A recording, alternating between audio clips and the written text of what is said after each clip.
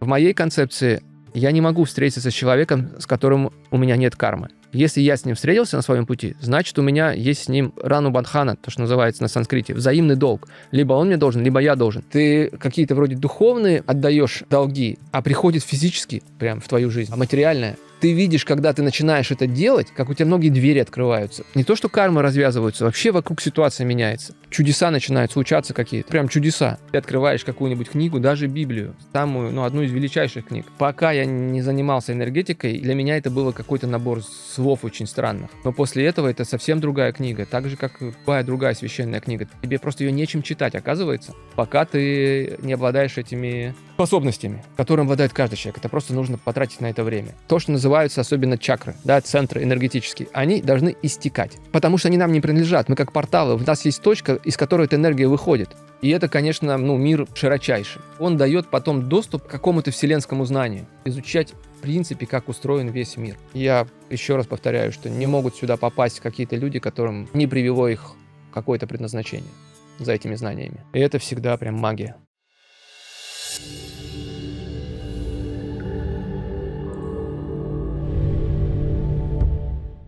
Всем привет! Это канал Алина Докапывается. Здесь мы исследуем, как устроена реальность на самом деле.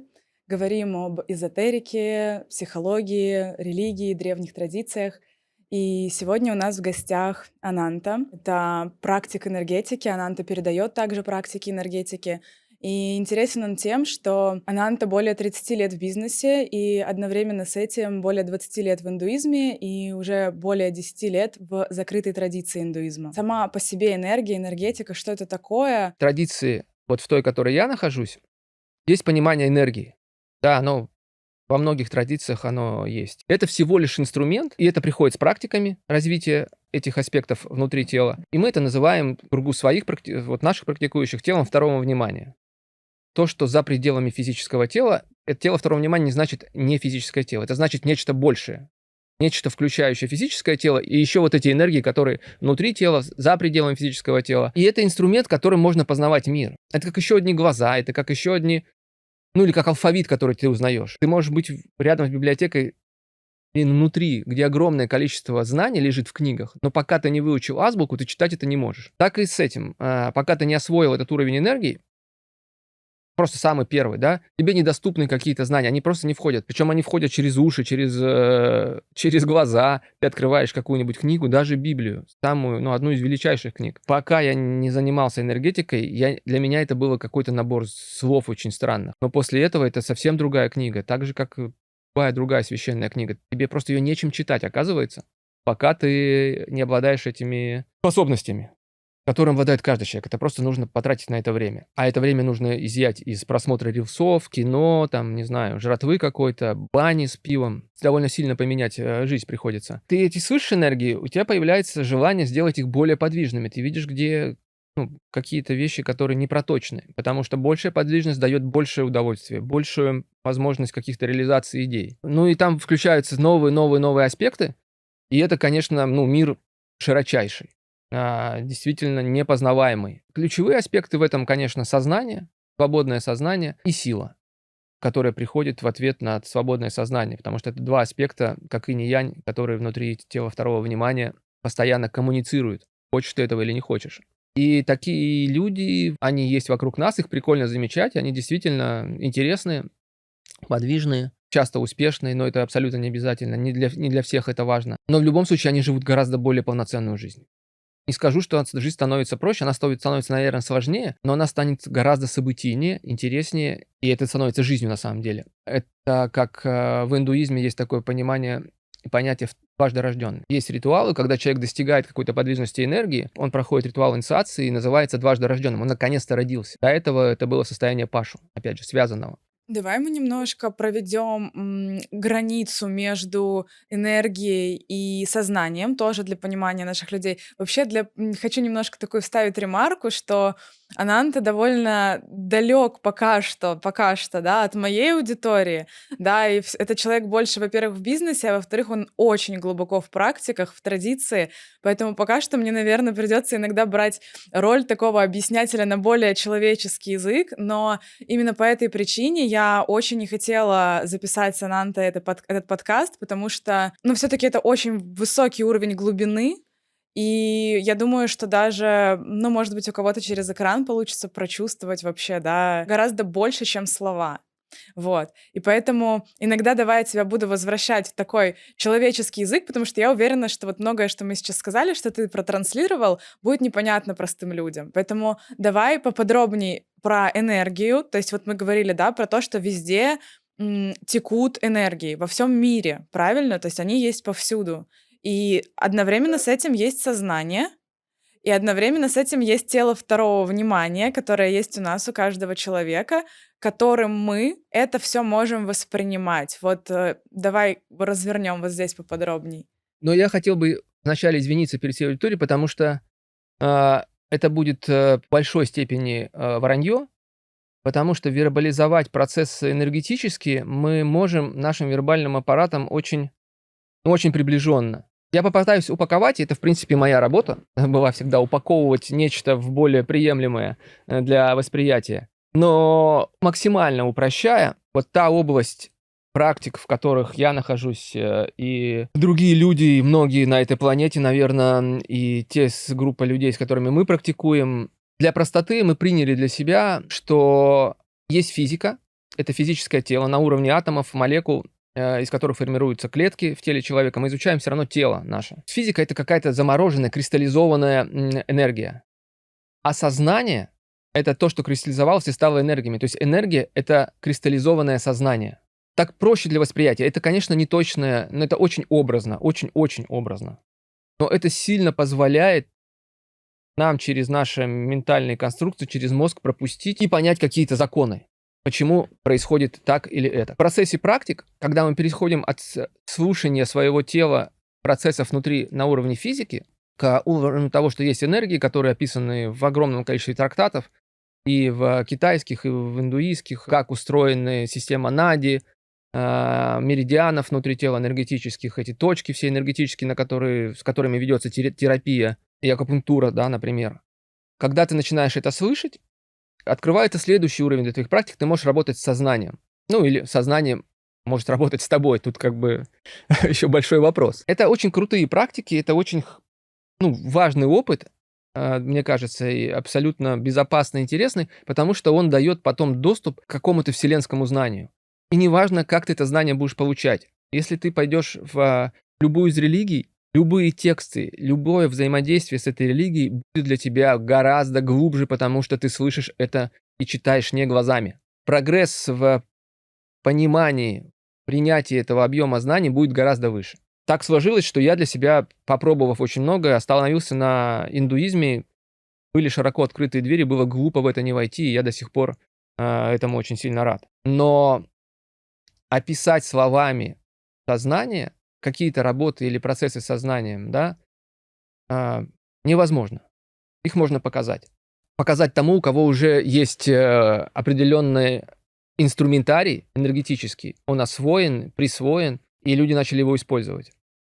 Потому что очень важно не только узнать, что это существует, и даже не только услышать, что это в тебе есть. Это надо начинать использовать в жизни, иначе это не становится твоим.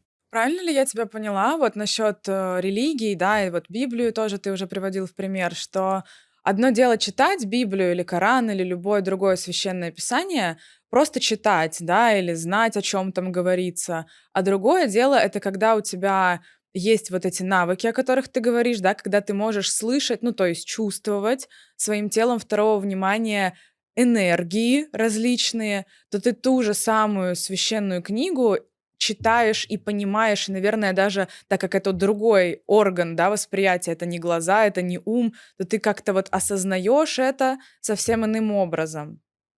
Ты взаимодействуешь с книгой, она тебя трансформирует, действительно трансформирует. Потому что тебе открываются смыслы не на уровне даже ума, а на уровне каких-то других процессов внутри, когда открывается сердце. Ну и вот смотри, интересно, да, что получается, чтобы полноценно понять Библию или любое другое священное писание, нам нужно не глазами читать, да, или слушать от кого-то проповеди, а чувствовать самостоятельно, о чем там говорится. Тогда в таком случае, почему в различных, я не знаю, как назвать, ну, не традиции, да, почему в церквях, почему в организациях, да, которые определены за какой-то религией, почему там этому не учат, почему там говорят, вот читай книжку, почему там не учат слушать энергетику, или учат на самом деле. Ну, во-первых, мы с тобой ни в одной из этих традиций, мы не можем сказать, учат там или нет. Единственное, что я могу сказать, что мир устроен так, и это не зависит ни от каких религий. Мир так устроен, что человек должен проявлять какую-то несгибаемую волю, что если он захочет получить любое знание. Я не знаю, зачем это сделано, но я уверен, что в любой религии есть это знание. Кому-то просто не хватает, большинству, терпения туда дойти, нет направленности вот этой. Возможно, как знаешь, как и в больших бизнес-структурах, когда корпорация очень большая, рядовому сотруднику добраться до центрального архива очень сложно. Не потому, что его от него скрывают, потому что уже система за 1000 лет там выстроилась вот так. Но это не значит, что это невозможно. И знания есть, и не было бы этих знаний, не было бы изначально вот этой вибрации бы внутри, эти бы религии не существовали. Они все выстроены вокруг этого знания, и мы с тобой, конечно, говорили, если там скрыты, скрывают ли от нас что-то религии. Да ничего, наверное, не скрывать, я бы сказал. Скрываем мы сами от себя. Попробуй себя побороть и окунуться вот в это, ну вот пойти, поставить на кон все. И сказать себе, что я буду человеком знания, и я пойду сейчас истяжать. Причем тебе никто не гарантирует, что ты найдешь. В этом и есть главное испытание. А так во всех религиях есть. В исламе суфизм, в иудаизме каббала. Не знаю, что в католицизме, там, институт экзорцизма, где показывается, как работать с энергиями. Я уверен, что иначе бы там этого не работало. Наверное, наша, опять же, замутненность мешает нам получать эти знания из этих источников, которые лежат на каждой полке. Ну, я не думаю, что они лежат на каждой полке, но, по крайней мере, мне так никогда не казалось. Все-таки вот когда я столкнулась с вашими практиками, да, это вот оказалось традиция индуизма, да, и вот, кстати, классно ты заметил про суфизм, да, я вот про это тоже слышала, у меня есть знакомые, которые практики как раз-таки в исламе, вот чего-то подобного, что практикуем мы, и да, есть переклички такие, переплетения. Мне кажется, то же самое есть и в христианстве, но вот почему-то именно в христианстве, мне кажется, это самая закрытая история. То есть там тоже все это есть, но почему-то туда попасть сложнее всего. Тебе не кажется так? Слушай, ну ни ты, ни я не поступали в семинарию, поэтому трудно говорить, закрыто, насколько она закрыта.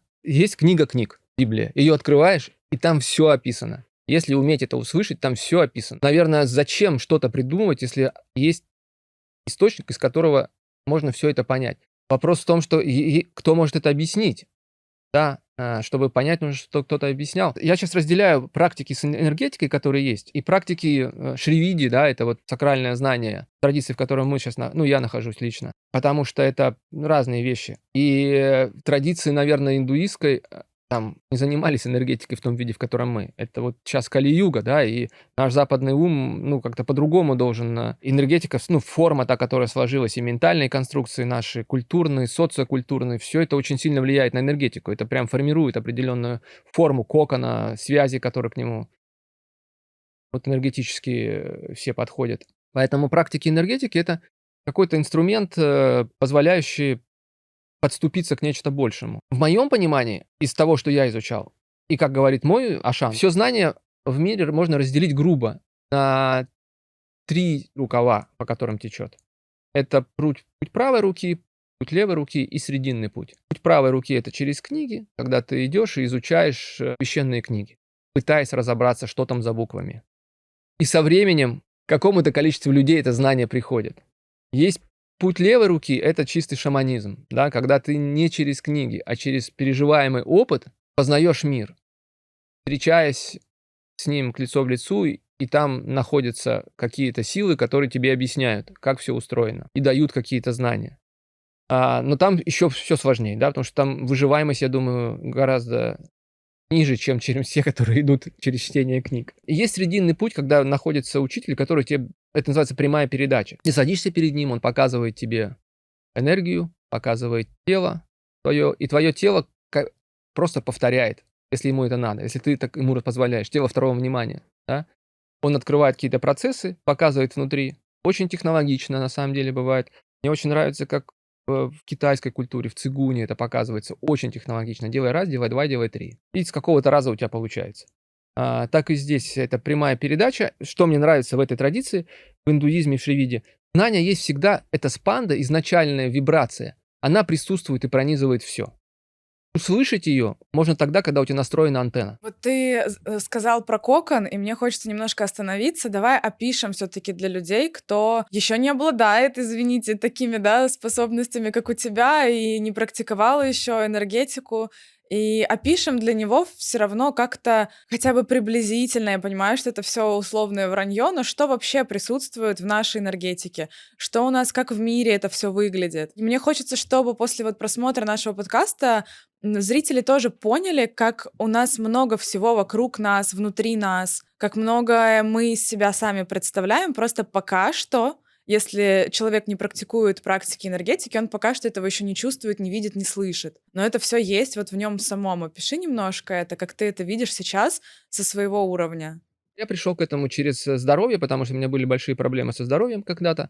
И я окунулся вот в традицию аюрведы, как терапии для здоровья. И через это вышел на эту традицию, которая сейчас распространена в основном в Южной Индии. Боевые искусства Калари Паяту. Опять же, это не в Кали-югу, это традиция древнейшая. Там 5000 лет письменным источником этих боевых искусств и упражнений. Когда мальчиков и девочек, причем, что мне очень нравится, что и мальчиков, и девочек брали в традицию, обучали боевым искусствам, работе с оружием. Это такая боевая йога. И этому обучали 16 лет. То есть ты должен 16 лет был по 4 часа в день заниматься калори, чтобы услышать эти энергии, как они в тебе текут, и как они втекут сквозь оружие в том числе, да, за пределами твоего физического тела. После того, как ты это изучил и становился ашаном, ну, становился и выжил в то время еще, наверное, тебе позволяли изучать аюрведу, чтобы ты мог научиться теперь лечить. Еще больше познал тело, почему в нем так. А когда ты познал тело, почему в нем текут энергии, научился его лечить, это очень важно на самом деле. Тебе дается доступ к знаниям джьотиш, как космические энергии устроены. Да, то, что вот джьотиш — это то, что привезли в Европу и назвали астрологией. И после того, как ты изучил джьотиш, тебе открывался доступ к тантре. Изучать, в принципе, как устроен весь мир. И уже за пределами тантры шривиди. Но мы сейчас в Кали-югу, слава богу, не надо было ходить на калори 16 лет, чтобы получить доступ к этим знаниям. Правила меняются, потому что иначе бы знания исчезали.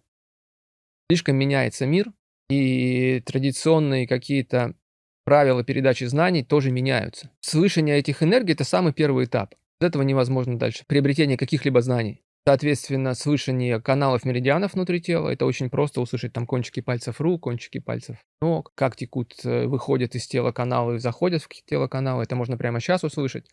Дальше центры внутри — это чакры.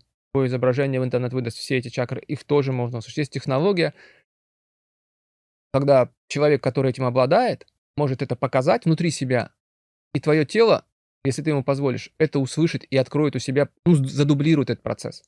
Вот как происходит обучение. Ну вот смотри, здесь нюанс. Ты говоришь, да, забейте в интернете, вам выдаст там чакры.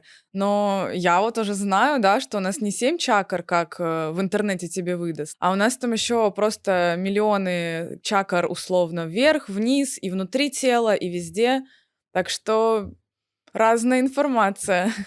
Слушай, ну, во-первых, разные школы по-разному преподают, но человек, который услышал 7 чакр, поверь мне, он начнет слышать гораздо больше, потому что чакры — это инструмент для того, чтобы слышать ими теперь, а не глазами и ушами, нечто большее. Если уж, ну, принято называть это центр, мы называем это энергетические центры, чтобы не было какого-то наносного фокуса, ну, фиксации на, опять же, вот на общеупотребимых каких-то понятиях, и это не сбивало с толку. Но эти энергетические центры, да, они вплетены в эту структуру, они имеют огромное значение, и по их состоянию, по их подвижности, по их способности гореть и истекать, это говорит во многом о том, как ты живешь, как ты жил, какое у тебя здоровье. Это дает очень много информации.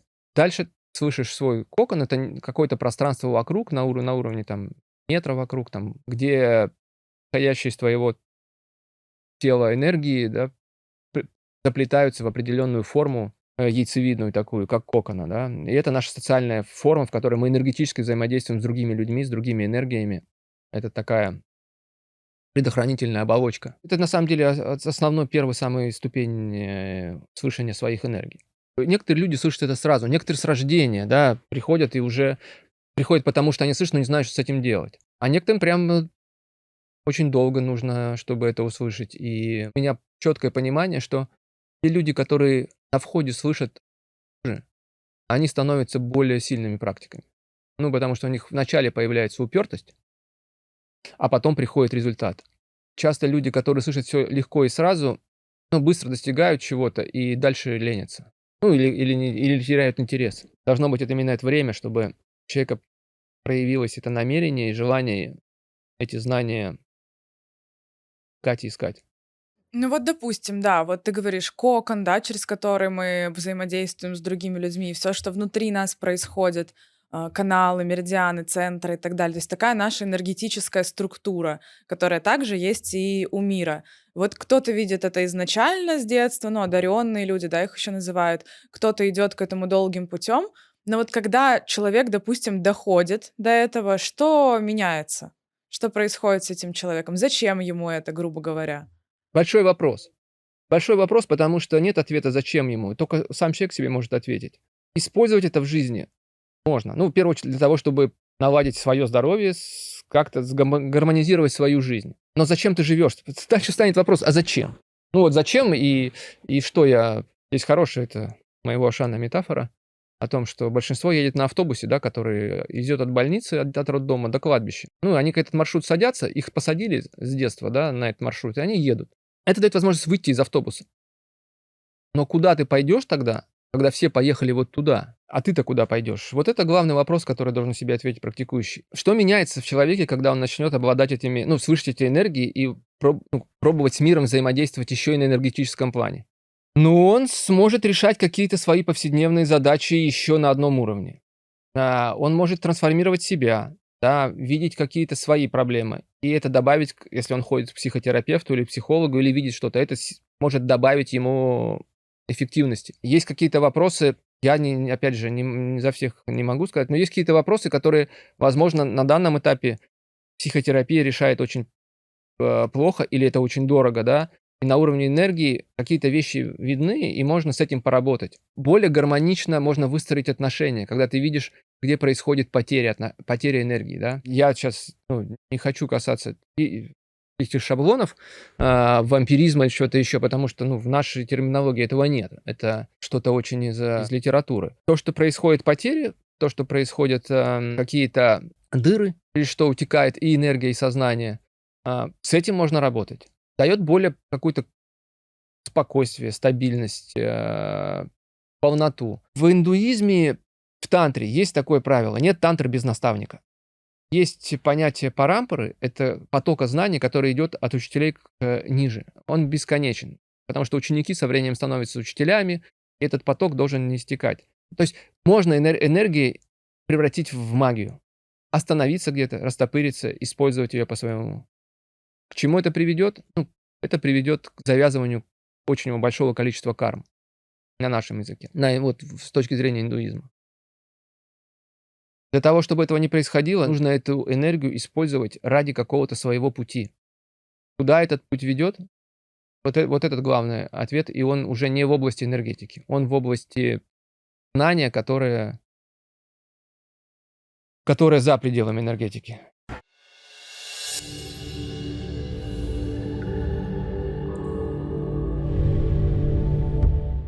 Смотри, вот сейчас много людей живет, в связи с различными событиями, которые у нас в мире происходят, живет в огромной тревоге, на очень-очень низком уровне энергии. То есть у людей действительно не хватает просто сил справляться даже с какими-то базовыми трудностями, задачами, да, вопросами. Огромное количество людей сейчас начинает пить больше антидепрессантов, вообще начинает все больше и больше прибегать к такому инструменту. И вот в таком состоянии огромное количество людей находится сейчас. И одновременно с этим какой-то процент людей живет их лучшую жизнь. И вот как людям из сектора А, да, перейти в сектор Б условно или туда встать хотя бы на этот путь, потому что все этого хотят, конечно же. Могут ли вот практики, о которых ты говоришь, практики энергетики, навык слышать свою энергетику, как-то поспособствовать людям в этом? Однозначно да. Для этого это знание всегда и передавалось, чтобы люди жили более полноценную жизнь. Здесь много аспектов, которых я касался уже и своего здоровья, и вообще здоровья, да, потому что когда ты начинаешь слышать, понимать, как вникут у тебя энергии, ты можешь этим управлять. Ты можешь направлять их, ты можешь более точно формулировать задачи, чем нужно работать. Это такая диагностика того, что происходит внутри, вообще слышимость своего тела. Конечно, это, во-первых, другое контакт со своим телом, а значит, как только ты начинаешь лучше контактировать со своим телом, ты его в любом случае начинаешь улучшать. Начинает лучше работать гормональная система, у тебя ярче краски, ты ярче воспринимаешь жизнь, у тебя появляются силы, энергии на какие-то новые свершения. Появляются силы доделать дела, которые ты не можешь доделать. Это только из-за того, что ты открываешь внутренний ресурс, ты просто убираешь какие-то блоки или какие-то потери внутри тела. Для этого хороши и практики энергетики, а если их дополнить еще и какими-то телесными практиками, не тупо тягание штанги, да, или бега по асфальтовому городу, а какие-то телесные практики работы с телом, это вообще будет круто. Потому что, они работают тогда, когда ты слышишь свое тело, энергетику внутри. Новые аспекты жизни, которые ты можешь себе открывать, это то, что появляется энергия взаимодействовать с какими-то другими, не знаю, человеческими феноменами, искусством, культурой. Совсем по-другому. Ты начинаешь слышать вообще по-другому, как это работает. Другие интересы появляются. Появляются вокруг тебя из-за этого другие люди.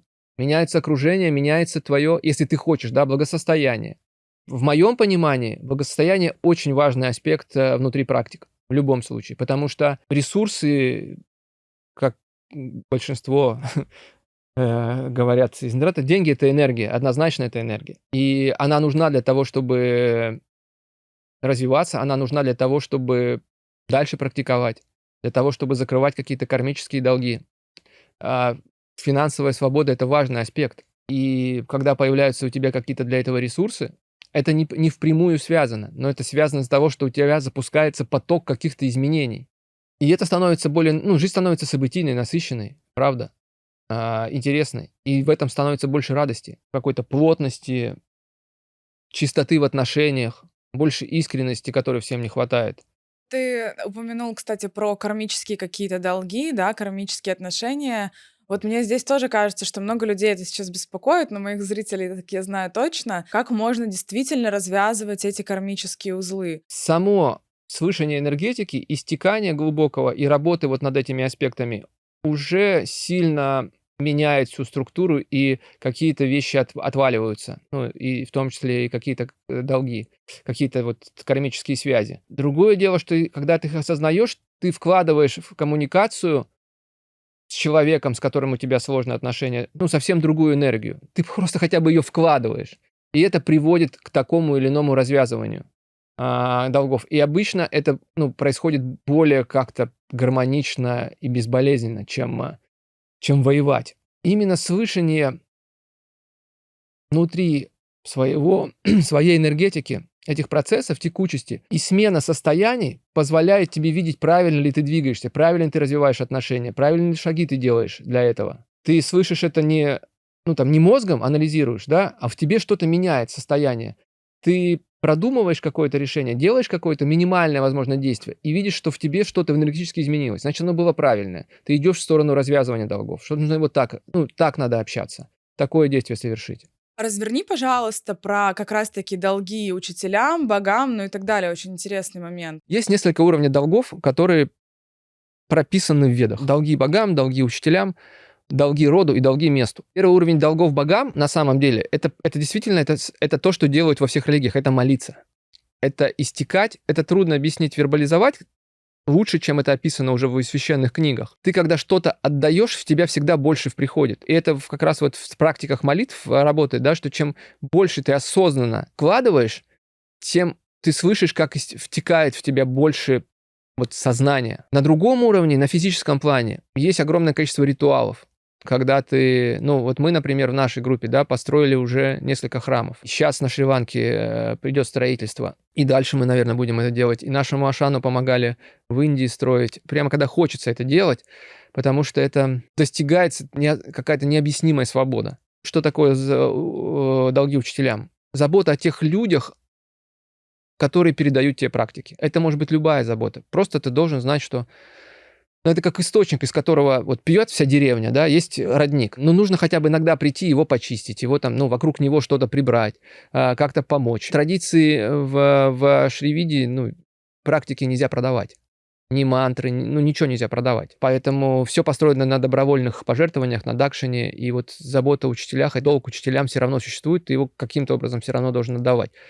Даже неправильно сказать «должен». Ты видишь, когда ты начинаешь это делать, как много, опять же, в тебя втекает, как у тебя многие двери открываются. Вроде не связанные вещи, да?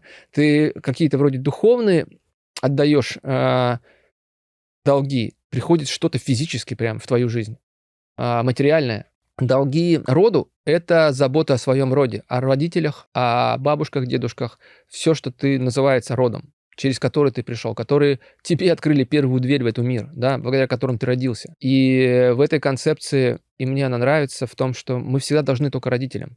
Детям мы должны любить. А вот долги должны отдавать родителям. На это было построено все концепции, все религиозные концепции на это построены, потому что это правильно. Жить ради детей – это придумано было коммунистами для того, чтобы поменять, подложить что-то другое под религию, поменять фокус и заставить людей работать по 7 дней в неделю по 12 часов ради будущего детей. Но никогда в мире до этого не было такой извращенной концепции. Вот, долг роду – это заботиться о родителях. Это можно отдавать как угодно. Если они уже ушли, есть ритуалы для поддержки их. Не буду в это углубляться. В конце концов, что-то от них передавать детям, рассказывать, вспоминать. Если они живы, слава богу, да, есть возможность максимально им отдать сейчас. Самое сложное в этом, что родители наши не особо готовы принимать, так же, как и мы. Долг месту – это место, которое родило, потому что это место, в котором ты родился на свет, и энергия этого места, когда ты начинаешь их слышать, ты их слышишь, что они сформировали определенную форму твою. Это место как минимум приняло тебя. И долги месту – это какие-то материальные вещи, которые ты делаешь тому месту, тому городу, в котором ты родился. Это не обязательно какие-то сумасшедшие вложения.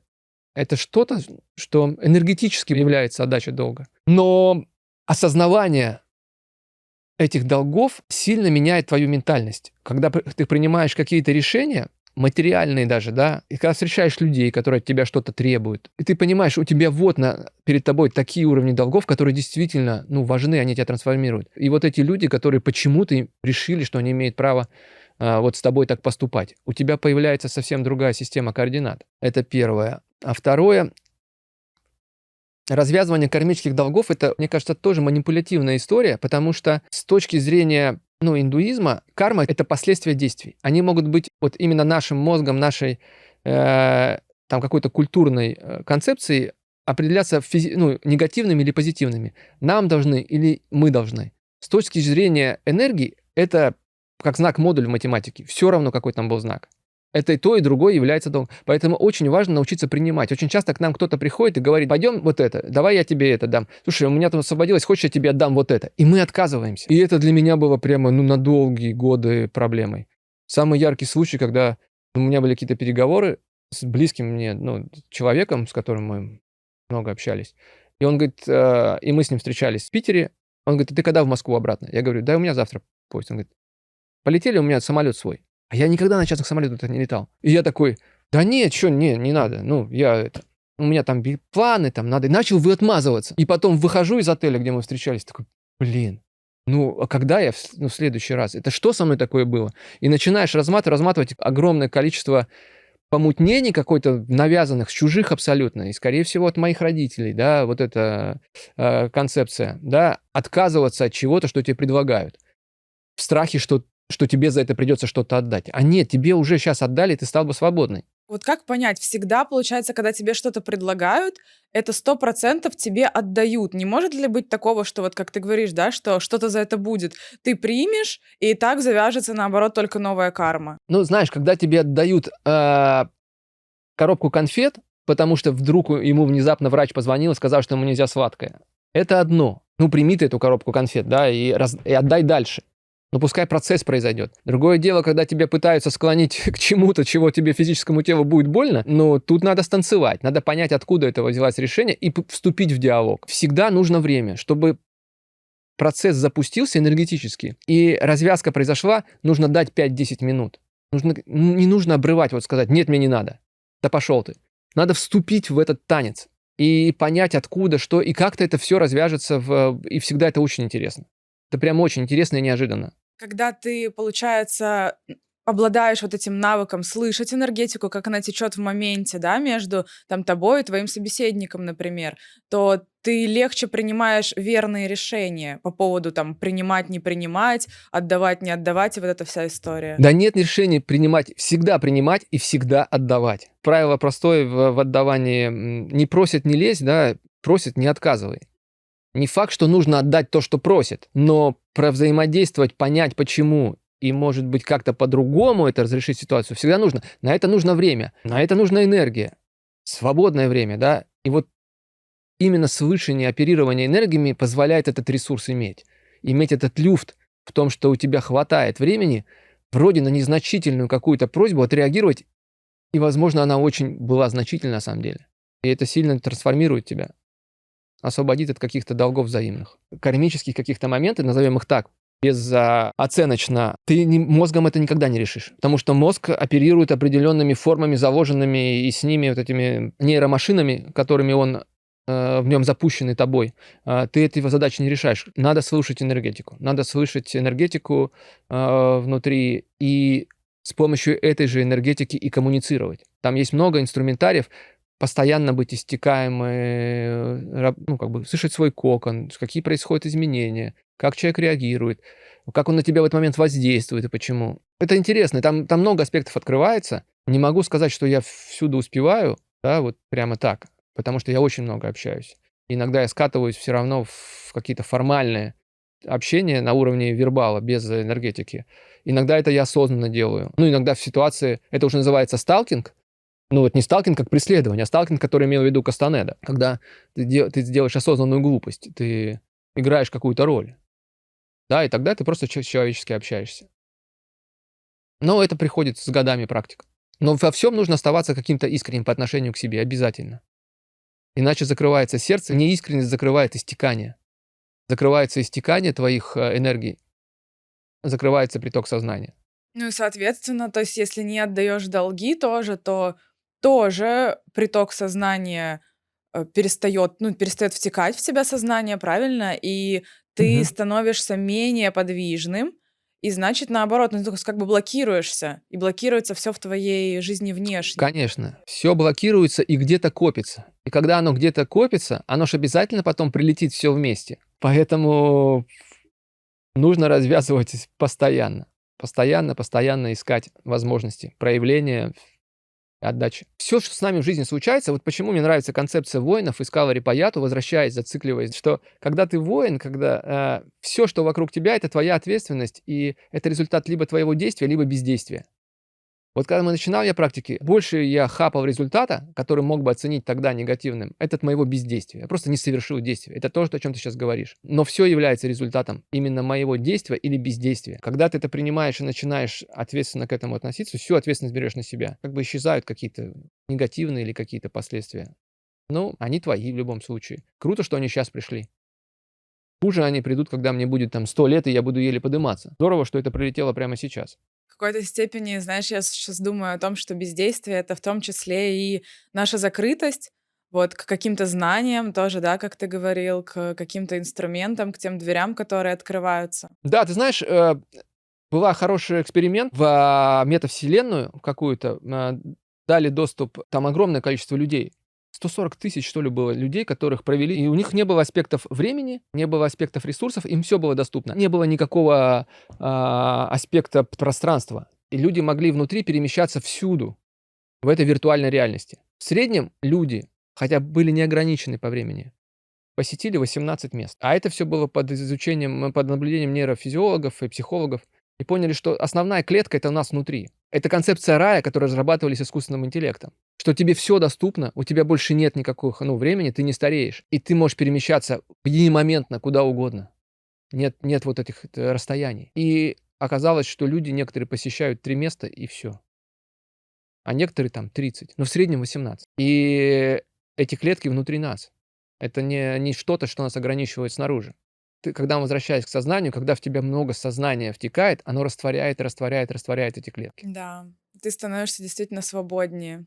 в своих выборах, в своих решениях, в получении радости какой-то тоже. Причем, когда и хорошее приходит, и как мы оцениваем нехорошее, с приятием. Это даже, ну, не радость, это что-то глубокое приятие. Ну, хорошо-то сейчас. Ну, я вижу огромную разницу между тем человеком, которым я был до знакомства вот с этими практиками, и какие двери они мне открыли своими вот инструментами.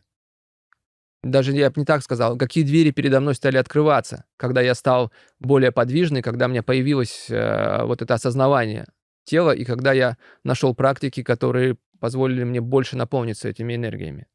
Ну, расскажи, да, вот приведи примеры прям. Вот ты про здоровье уже сказал, у тебя наладились вопросы твои со здоровьем? Да, я чувствую себя с каждым годом все моложе и моложе, прямо говоря. Физическое тело имеет огромную важность в любых духовных практиках. Это полная ерунда, что оно не важно.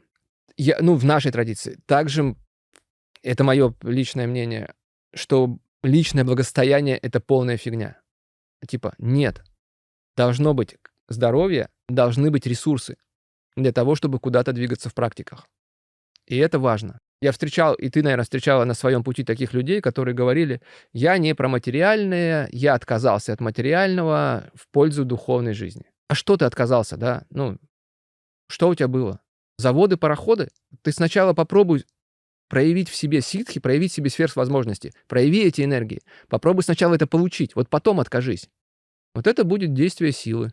А так просто выбрать такой путь, оправдать себя, что я не про материальное, я высокодуховный человек. Ну, это больше про анекдот, что папа, правда, что мы душевно богатые люди? Нет, душевно богатые мы духовно, а душевно мы больные. Ты говоришь, что для тебя открылось много разных путей. Расскажи, если можешь, про это. Есть два пути. Забиться в угол комнаты, сесть в позу лотоса и слушать, там медитировать. И есть путь в нашей традиции, ну, в которой мне стала близка. Исключительно мой подход, и мне это легло, что нужно действовать, совершать какие-то действия, получать результаты, через это трансформироваться, в процессе трансформироваться. Я менял компании, я переезжал из города в город, из страны в страну, потому что меня вело мое намерение так. Огромное количество вещей мне было бы недоступно, не будь у меня этого ресурса, не будь у меня этого здоровья. Потому что я родился и прожил до 16 лет на Крайнем Севере, с большим дефицитом веса, с большими там хроническими какими-то заболеваниями, ну, в смысле, прям с детства. И это тело не могло практиковать. Ему просто было нечем. Мне нужно было сделать огромные усилия, привести себя в порядок сначала. И только благодаря практикам я смог это сделать. Потому что у меня появилась мотивация. Не пить обезболивающие, а решать проблему. Проблема решена, в тебе появляется огромное количество ресурсов, и ты начинаешь действовать вовне. Там, открывать компании, открывать бизнесы, двигаться куда-то. Очень важно, конечно, коммуницировать. Это проявленность в социуме. В моей концепции я не могу встретиться с человеком, с которым у меня нет кармы. Если я с ним встретился на своем пути, значит, у меня есть с ним, ну, какой-то рану бандхана, то, что называется на санскрите, взаимный долг. Либо он мне должен, либо я должен. И мне интересно это коммуницировать и постоянно развязывать. Это прямо, потому что из каждой развязанной веревочки этой текает больше с энергии, ты становишься более свободным. Это наполняет тебя радостью. И с каждым годом этого все больше и больше. Какие-то бывают и трудные моменты. Это прямо не путь, посыпанный розами. Да, потому что, но все, что трудности, когда ты встречаешься, это внутренние твои, ну, какие-то ментальные формы, которых сначала ты встречаешься с ними, потом ты делаешь что-то, чтобы это изменить. Но это очень интересно. Мне практики начали сильно помогать в жизни, когда я, опять же, упаковал для себя хотя бы несколько принципов, которые ведут меня к свободе внутренней энергии, к большему истеканию и большей открытости для внешнего мира, для сознания, которое в меня должно втекать постоянно. Во-первых, ну, поскольку основная моя сфера деятельности бизнес, я очень рано понял, и мне объяснил, на самом деле, мой Ашан, потому что традиция была из боевых искусств, что никогда не нужно уходить от конфликтов. Тупо их искать, конечно, но уходить не надо, потому что если ты действуешь, все равно есть конфликт, иногда возникает интересов. Во-первых, потому что есть закон кармы. Во-вторых, ресурсы ограничены. Ты всегда конкурируешь за какие-то ресурсы, значит, есть конфликты. И есть хороший пример из боевых искусств, и он мне очень нравится, что когда у тебя конфликт с человеком, неважно, по бизнесу, личный конфликт, с соседом, ну, для людей, может быть, там бывший или бывшая. В драке есть такой принцип. Если перед тобой в подворотне человек с ножом, у тебя два варианта. Либо ты поворачиваешься и бежишь, и тогда ты спиной к нему поворачиваешься, а у него есть нож. И неизвестно, как он бегает. И это очень рискованно. Ну, то есть это может убить. Либо ты бежишь к нему навстречу, раскинув руки, и обнимаешь его. Он тебя, конечно, ножом потыкает, но будет больно. Но поскольку ты его обнял, у него и рычаг меньше для удара, ну и это как-то успокоится. И действительно, когда возникают теперь какие-то сложные ситуации, я начал делать звонок первым. Я первым делом беру телефон, нахожу какое-то состояние внутри, вот прям энергетическое, да, и делаю этот звонок, и договариваюсь о встрече, и иду навстречу. Ну, то есть это вообще другой процесс. И он после этого наполняет такой энергией, и это вот для бизнеса идеальная история. Кто бы, ну, с кем бы ты, с партнерами, с кредиторами, с дебиторами, с налоговой, делай звонок первый, иди первый в отношения. Для этого нужна энергия, для этого нужна свободная энергия. Не состояние подавленности, а вот эта энергия, которую дают практики. Еще важные вещи, которые вот в управлении персоналом, они, да, интересные. Но это отдельная тема для разговора, которую, я так думаю, ты рано или поздно меня выведешь по поводу эгрегоров. Там другие работают принципы, но они тоже очень рабочие инструменты. И там другой фокус. Там важно, как не завязывать кармы, как не порабощать людей, как пытаться все-таки в этом мире, чтобы вокруг меня была свобода, чтобы люди могли свободно проявляться. По-человечески, они как животные. И это тоже интересная задача, которую с помощью вот моих практик мне удалось в конце концов добиться в жизни. Еще очень интересный момент — это, конечно, энергия слов. Ну, мы общаемся энергетически, очень много вкладываем в слова. А, и когда я пришел и понял, как много я говорю, ну, просто несу всего, и с этим столько происходит трат, и я перестал говорить. Я почти год не говорил. А поскольку я занимаюсь бизнесом, это невозможно, да, то есть я начал общаться вопросами. И в этом совсем другая энергия. Когда ты искренне задаешь вопрос человеку, чтобы он сам нашел ответ. Ну, и вопросами подводишь его, и это прям сложная задача ума, но совсем другой объем энергии. К тому же в наше время люди настолько не выслушаны, настолько их никто не слушает уже, что когда ты искренне слушаешь, и каждый вопрос углубляет, не просто ты послушал и сменил тему, другой вопрос задал. А когда ты следующим вопросом углубляешь первый вопрос, и человек втыкается, что ты его реально слышишь, и ты интересуешься, возникает вообще другой обмен энергиями. И не то, что кармы развязываются, вообще вокруг ситуация меняется. Это очень важный инструмент, энергетический в том числе. Ну, а потом приходит знание, что каждый вопрос кармичен. И если ты получил ответ и ничего с ним не сделал, карма опять завязалась. И поэтому нужно думать о таких вопросах, которые развязывают карму, а не задают. То есть нельзя безответственно подходить к вопросам. То есть задавай тот вопрос с ответом, с которым ты сделаешь что-то. В общем, это интересно. И действительно, без, наверное, наставника быстро пройти путь такой трансформации, так изменить свою жизнь, непросто. Потому что у многих у нас дети. Дети, очень подвижные. Они лезут с вопросами, когда ты в бизнесе. И найти вот эту остановку, и начать с ним разговаривать вопросами, задавая все глубже и глубже.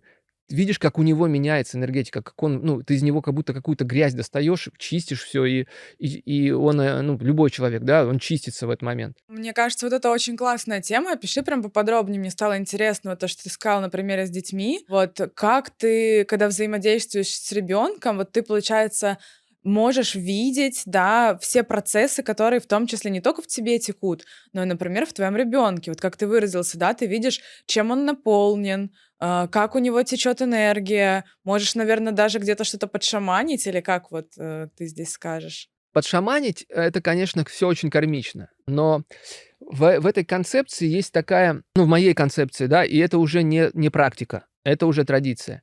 Ты берешь ответственность за всех, кто от тебя в данный момент зависит. Ты очень ценишь их свободу, и ты стремишься, чтобы они стали свободными.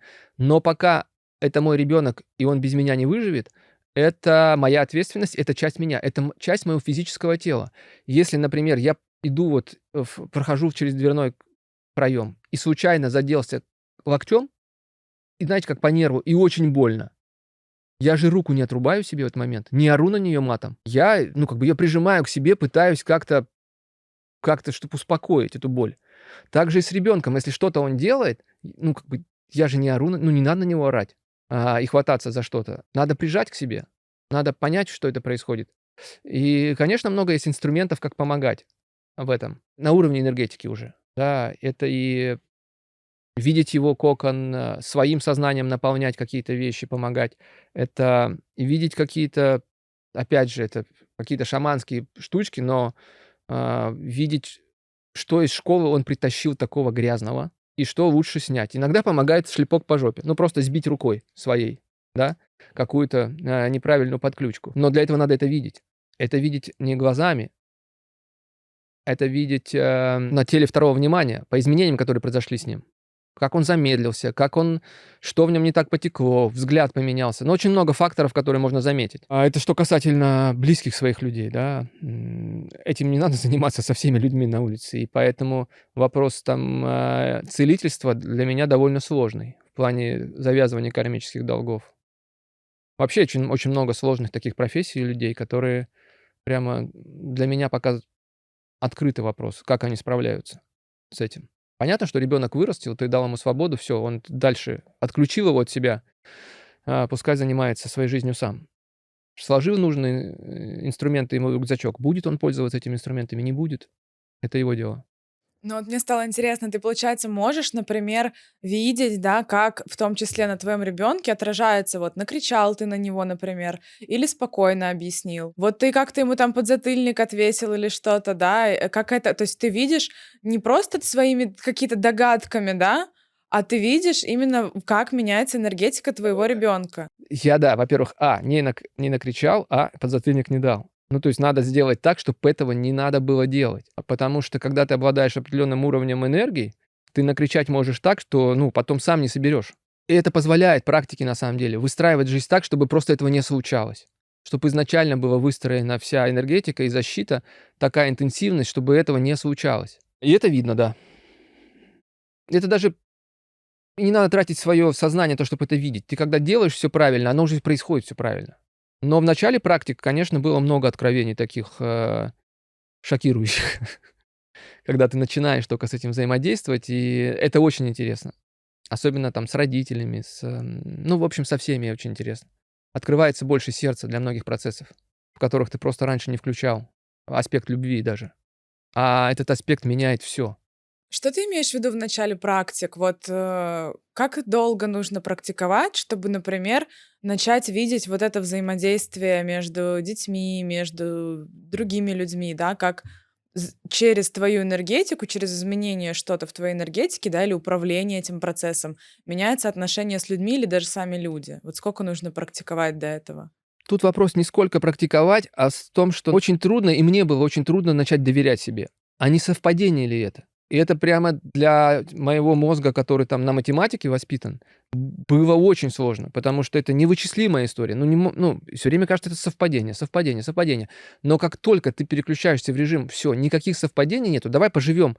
Вот я сказал, поживем годик в концепции, что совпадений не бывает. И тогда процесс идет гораздо быстрее.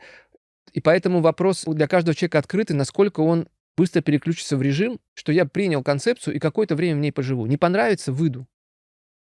И это сильно помогает ускорить, освоение вот работы с энергиями, потому что чудеса начинают случаться какие-то.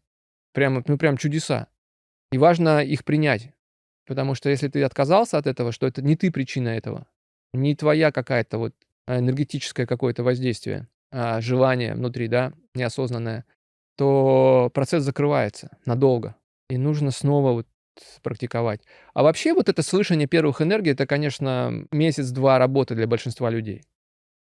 Если есть человек, который делает прямую передачу, показывает, как это слышать. Для тормозов типа меня там может быть подольше.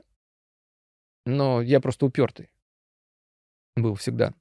Ну, сколько тебе понадобилось времени, чтобы начать слышать свою энергетику хорошо? Какие-то аспекты, вот бывает, что это мы все очень разные, и какие-то аспекты слышишь моментально. Ну вот прям моментально. Но это очень сложно, там много инструментов. А какие-то, знаешь, через 2-3, через 5 лет только тебе становятся доступными. А другой человек, вот то, что тебе не слышно, услышал сразу, а то, что ты слышишь, ему уходит года 2-3. Ну, это правильно, и в традиции всегда было правильно практиковать, и общаться с такими практикующими, как ты. Потому что происходит постоянный обмен настройками. И прогресс в практиках идет максимально, когда собирается группа практикующих. Потому что есть какой-то кумулятивный эффект от их намерения освоить какие-то практики, раскрыть в себе какой-то потенциал. И когда собирается группа с такими прям намерением, практики идут гораздо быстрее. Именно поэтому мы сейчас стали более открытым сообществом. Вы найдете ссылку под этим видео в наш закрытый канал и во все ресурсы, которые мы вот сейчас открываем для передачи этих практик, потому что нам важна передача практик. И мы это делаем, ну, практически там за совсем небольшие деньги, потому что, во-первых, пока ты не поделишься знаниями, новые знания не приходят. Во-вторых, есть практики, в которых нужна группа очень сильных практикующих. И для этого мы стали более открыты. И, возможно, кто-то из вас станет таким практикующим, заинтересуется тем, чем занимаемся мы. Вот. Ну а для остальных, кто интересуется, следите за ссылками, за видео. Будет какой-то канал, где мы будем просто делиться. Короче, я поняла, у вас коварный план, да, вырастить себе сильных практиков для, для своих же практик новых уровней. Назвать его коварным, если мы об этом откровенно говорим, наверное, неправильно.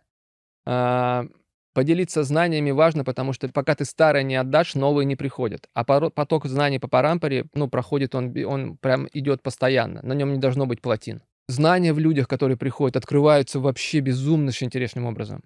Бывает, приходят люди на практике, они случайно попадали, мы же никогда не рекламируемся, ничем. Приходят по сарафанному радио, и вдруг ты показываешь ему какой-то процесс, начального уровня, а в нем вскрывается, и он сам уже может тебе продемонстрировать процесс вообще другой. И вот эта связь, когда ты с нескольких точек зрения видишь, но она сильно обогащает. Это прямо такие взрывы интересные в осознанности появляются. Это очень важно. Ну и просто это же еще и отдача карм. Раскрой, пожалуйста, вот этот вопрос про раздачу карм.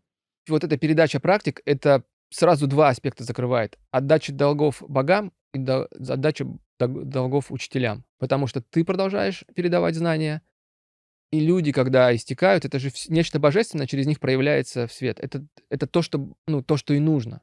Когда люди истекают какими-то энергиями из центра, они же не собой истекают. Они истекают теми энергиями, которые божественные в них заложены. Это очень важно. Вот, я как раз здесь хочу остановиться, вот тоже расшифровать для зрителей. Ты говоришь, втекает сознание. То есть одна из задач — это сделать так, чтобы в нас свободно втекало сознание. Втекало и истекало, правильно? Вот раскрой тоже здесь поподробнее, для чего, почему. На самых первых уровнях практиках мы учим истеканию. Это важный аспект истекания энергии из тела. То, что называются особенно чакры, да, центры энергетические. Они должны истекать.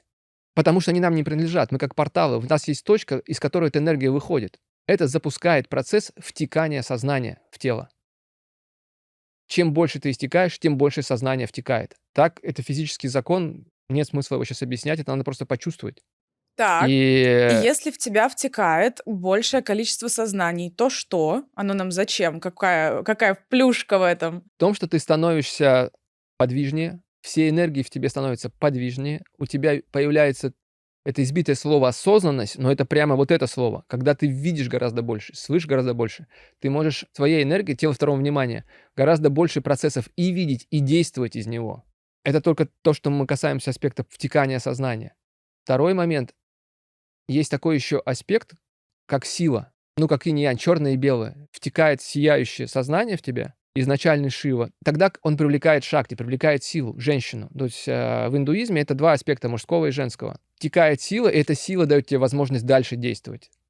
Ты становишься буквально сильнее, тут уж ничего не придумать. Давай еще более простым языком. То есть, когда в тебя втекает вот это свободное сознание. Даже как, чем больше ты истекаешь, тем ты условно, прям грубо говоря, но прочищаешь свои внутренние вот эти порталы, да, такие трубы энергетические, и ты можешь быть большим приемником. Когда ты больше принимаешь, ты становишься более ярким, более насыщенным, подвижным, вот как ты выражаешься, и на этой подвижности тебе проще взаимодействовать с миром. Ты больше людям нравишься, тебе что-то легче дается. Вот какие-то такие, да, идут закономерности. Тут я не могу соврать, что тебе и не хотел бы. Ты должен в этот момент знать, зачем ты это делаешь, да, потому что сознание как вошло, так и пошло, как и вышло.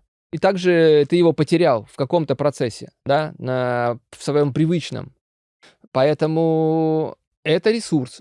Это Это, конечно, очень неуважительно по отношению к сознанию, да, к изначальному Шиве говорить, но тем не менее это нечто, что ты можешь использовать, меняя свою жизнь, да, и его, и втекающую силу. И дальше вот это важна осознанность. Важна осознанность и понимание зачем, чтобы не начать творить ерунду, которую можно начать творить однозначно.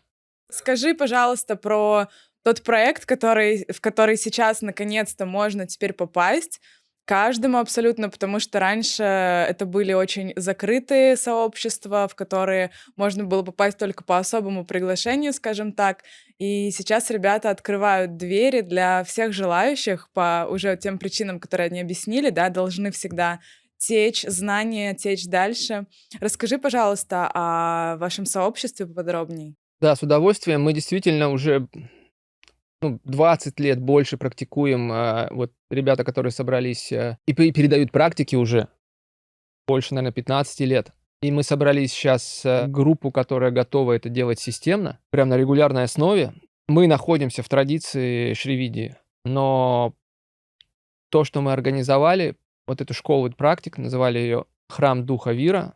Вира — это на санскрите герой, да, потому что действительно, давайте честно, в какой-то момент, когда ты обладаешь энергиями, уже нельзя быть тряпкой, да, тут надо стать как-то героем по отношению к себе, по отношению к другим. У нас есть технология, как передавать эти знания, есть понимание процесса, и мы всех приглашаем, интересующихся. Мы не приглашаем в традицию, мы приглашаем именно прикоснуться к этим практикам энергетики и получить эти инструменты. Это правда интересно, это правда занимательно, и это правда очень сильно вносит в жизнь очень интересные аспекты. Прямо раскрашивает ее другими совсем красками. Вот, так что приходите, будем общаться. Можно будет задавать вопросы, помимо практик. И вообще неважно, сколько вы будете с нами, зачем вы туда приходите. В этом нет абсолютно никакой для нас выгоды, кроме того, что мы должны передавать знания. Пришло просто время. Касательно практик, это практики, которые будут идти каждую неделю, в принципе, каждый день. Разные преподаватели будут давать, но это один и тот же материал. И это важно, то, что разные люди, конечно, под разным подсвечивают какие-то аспекты. Это тоже интересно. Мы делим практики на практики первого уровня, второго и третьего уровня. И дальше, после третьего уровня, будут какие-то уже практики более серьезные, но это только тем, кому это будет интересно. Кроме того, там будет закрытый канал, где мы будем контент весь выкладывать, и чат для вопросов и ответов. Я еще раз повторяю, что невозможно, не могут сюда попасть какие-то люди, которым не привело их какое-то предназначение за этими знаниями. И это всегда прям магия. Дорогие, я очень рада, что наконец-то эти практики становятся открытыми именно от тех учителей, кого я бы хотела вам представить. Один из них — это Ананта. Пишите свои вопросы в комментариях, да, какие темы вам было бы интересно от него или от других учителей школы услышать, осветить, да, чтобы мы записали тоже на эти темы какой-то материал. В закрытом канале будет огромное количество дополнительных подкастов, эфиров, которые будут вести сами учителя. Будут идти регулярно, практически ежедневно практики и в разное время, то есть каждый сможет выбрать для себя удобный часовой пояс и так далее. И, конечно же, есть чат с вопросами от участников для общения, таких единомышленников, для общения практикующих между собой и создания такого действительно сообщества по этому непростому и довольно глубокому интересу. Я очень рада, что двери этой школы открыты теперь, и с удовольствием вас приглашаю. Вот. Но мы будем завершать. Благодарю тебя за эту беседу. Благодарю тебя за возможность. Ну все, пошли отдавать долги дальше. Пошли.